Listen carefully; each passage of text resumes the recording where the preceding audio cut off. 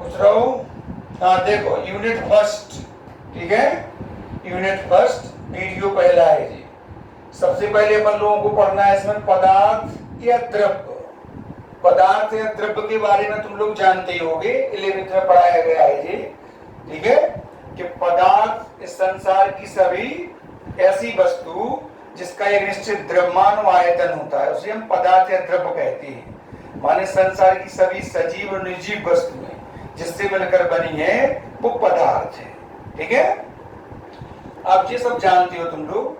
पदार्थ 3 अवस्थाओं में पाया जाता है, ठोस, द्रव और गैस, ठीक है।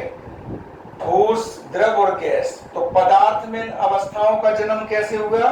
पदार्थ के जो अवयवी कण होते हैं, जो अणु, परमाणु या आयन, उन्हीं को रचक अवयव की कहते हैं, उन्हीं को अवयवी कण भी कहते हैं, ठीक है। वे अणु हो सकते हैं, परमाणु हो सकती है, आयन हो सकती है। अगर वे अत्यधिक पास पास हैं, उनके बीच में प्रबल अंतराण्विक आकर्षण बल है, तो उससे ठोस अवस्था का जन्म होगा। अगर अवयवी कण, अणु, परमाणु, आयन थोड़े से दूर हैं, उनके बीच में आकर्षण बल कम है, तो द्रव अवस्था का जन्म होगा। और अगर वे बहुत दूर दूर है तो गैस अवस्था का जन्म होगा। इसके लिए द्रव और गैस अवस्था तुम लोग 11th में पढ़ चुकी हो, 5th चैप्टर में केमिस्ट्री में था। वो द्रवों में पृष्ठतनाव, श्यानता वगैरह, वो गैसों में जो अपन ने पढ़ी थी सब, पायल, चाल, अवोगाद्रो, ध्रुव, अणुगति समीकरण, तमाम चीजें जो पढ़ी थी, इन दोनों को यहाँ पर छोड़ देना है। सॉलिड यानी ठोस को ले लेना है, ठीक। तो ठोस के गुण भी जानते हो कि निश्चित ज्यामिति होती है, इनका निश्चित आकार होता है, निश्चित आयतन होता है, ठोस असंपीड होते हैं, ठीक है। ये सब चीजें जानते हो, ये ठोस में पढ़ चुके अपन। अब हम देख रहे हैं कि ठोसों को 2 भागों में बांटा गया है। एक होती है क्रिस्टलीय ठोस और दूसरी होती है अक्रिस्टलीय ठोस, ठीक। तो अगर ठोस में उसके अवयवी कण एक निश्चित और नियमित क्रम में अगर व्यवस्थित है तो उससे बनता है क्रिस्टलीय ठोस, क्रिस्टल बनता है।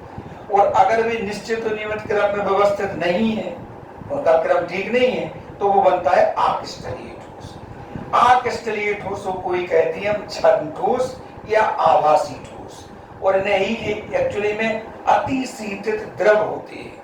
जो अतिशीतित द्रव है वो अक्रिस्टलीय ठोस होते हैं। क्रिस्टलीय ठोस ये वास्तविक ठोस होती है, जो रियल सॉलिड है वो क्रिस्टलीय ठोस है। तो अक्रिस्टलीय ठोस के अंतर्गत कौन आते हैं? अक्रिस्टलीय ठोस के अंतर्गत आती हैं सभी बहुलक, जैसे कांच है, रबर है, प्लास्टिक है, ठीक है। माने जितने बहुलक है वे सब के सब अक्रिस्टलीय में आते हैं। और बहुलक को छोड़ करके और जितने भी एग्जाम्पल हैं वो सब इसमें आ जाएंगे क्रिस्टलीय में। जैसे नमक है, हीरा है, बर्फ है, आयोडीन है, कोई भी मेटल है, ये सब क्रिस्टलीय ठोस के अंतर्गत आती है, ठीक है। अब क्रिस्टलीय ठोसों को बांटा गया है फिर 2 भागों में। एक अवयवी कणों के बीच बंध के आधार पर, जो अणु, परमाणु या आयन है उनके बीच में कौन सा बॉन्ड है, इस आधार पर बांटा गया है। वो ज्यामितीय विन्यास के आधार पर, माने उनकी आकृति और आकार के आधार पर। तो इससे अपन यहाँ चलते हैं।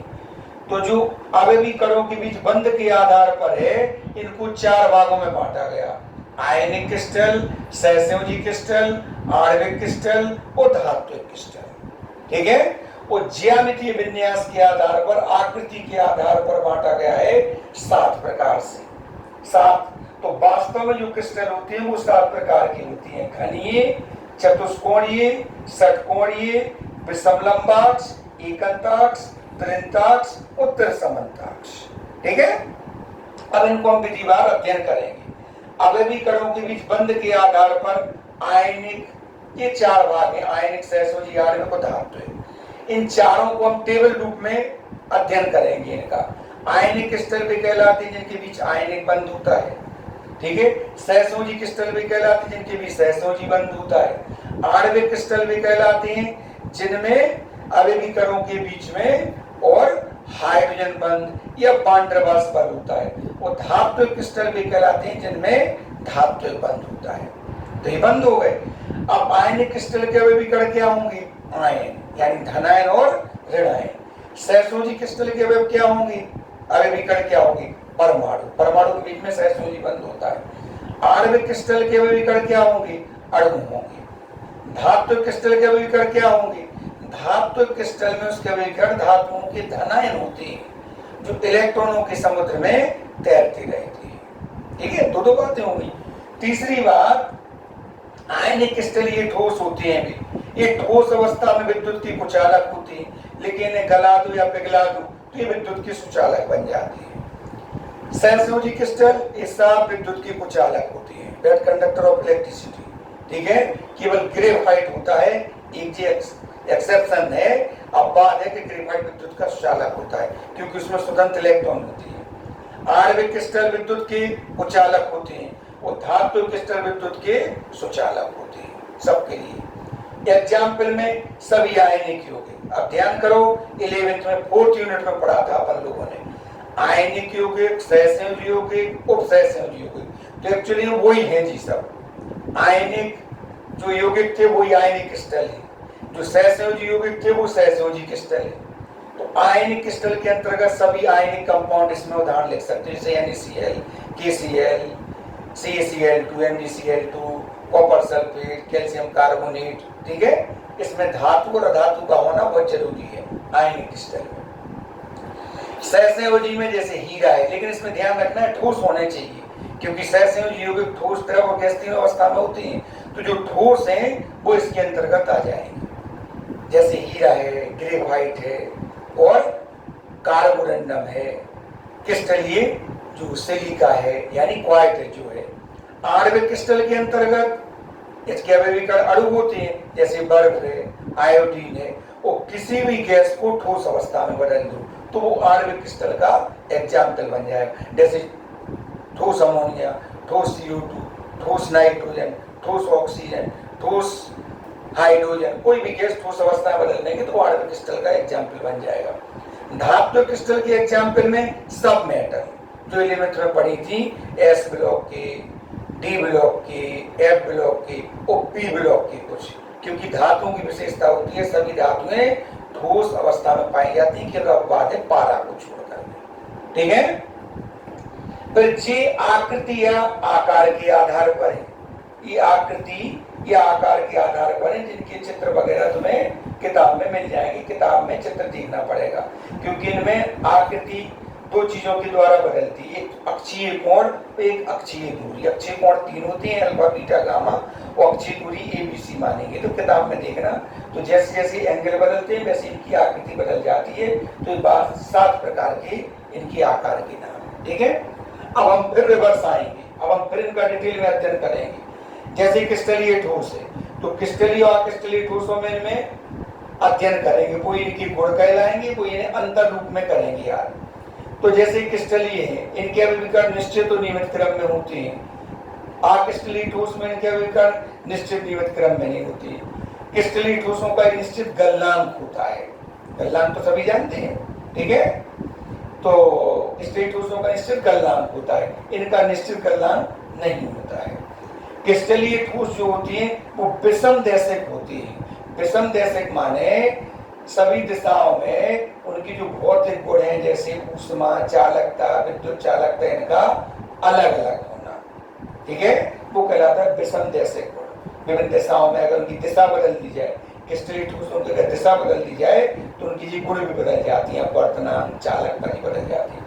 अक्रिस्टलीय ठोस समदैशिक होती है, सभी दिशाओं में इन भौतिक गुणों का समान होना, ये कहलाता है। ये वास्तविक ठोस होती है, एक छद्म या आभासी या अति शीतल द्रव कहलाती है। छद्म ठोस या आभासी ठोस भी कहती है।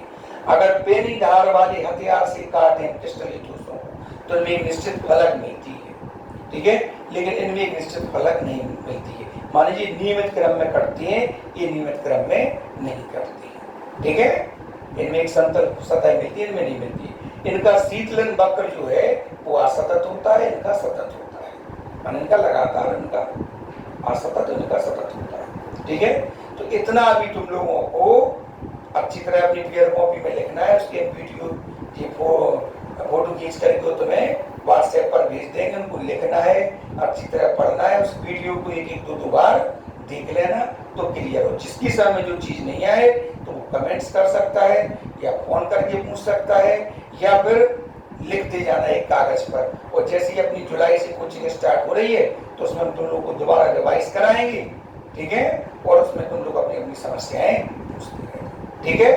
अब इसके बाद नेक्स्ट वीडियो में, सेकंड वीडियो में इससे आगे की चर्चा अपन करेंगे, ठीक है। ओके, नमस्ते बच्चों। ठीक है बच्चों, फिर से दोबारा रिवाइज करते हैं, ठीक है। यहाँ तक तो क्लियर है। ध्यान करो, ठोस द्रव गैस की जो 11th में अपन लोगों ने टेबल पढ़ी थी, इनकी प्रॉपर्टीज पढ़ी थी, वो इस दिमाग में रखना है। ठोसों का निश्चित आकार होता है, निश्चित इनका आयतन होता है, निश्चित द्रव्यमान तो है ही, पदार्थ है वो, ठीक है। इनमें एक सतह होती है, ये संपीठ होती है।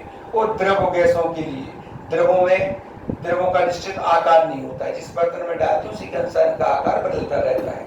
वो गैसों का कोई आकार, आयतन वगैरह निश्चित नहीं होता है, ठीक है।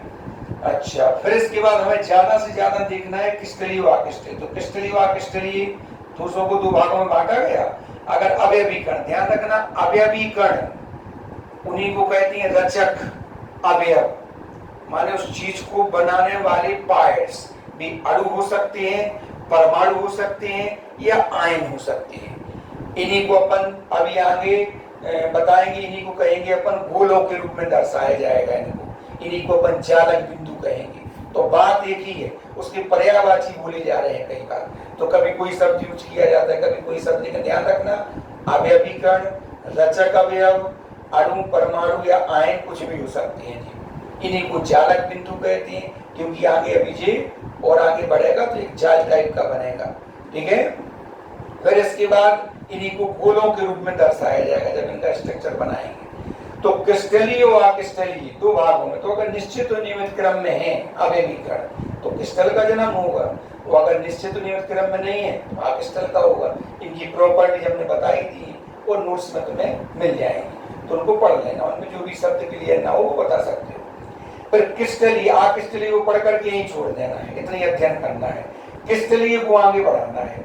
क्रिस्टलीय में जो क्रिस्टलीय ठोसों को दो भागों में बांटा गया है, अवयवीकरणों के बीच बंध के आधार पर और ज्यामितीय विन्यास के आधार पर। अवयवीकरणों के बीच बंध के आधार पर चार भागों में बांटा गया, चार प्रकार की होती है क्रिस्टलीय, ठीक है। और ज्यामितीय विन्यास के, ज्यामिति माने उनकी आकृति के आधार पर होती है 7 प्रकार की क्रिस्टल।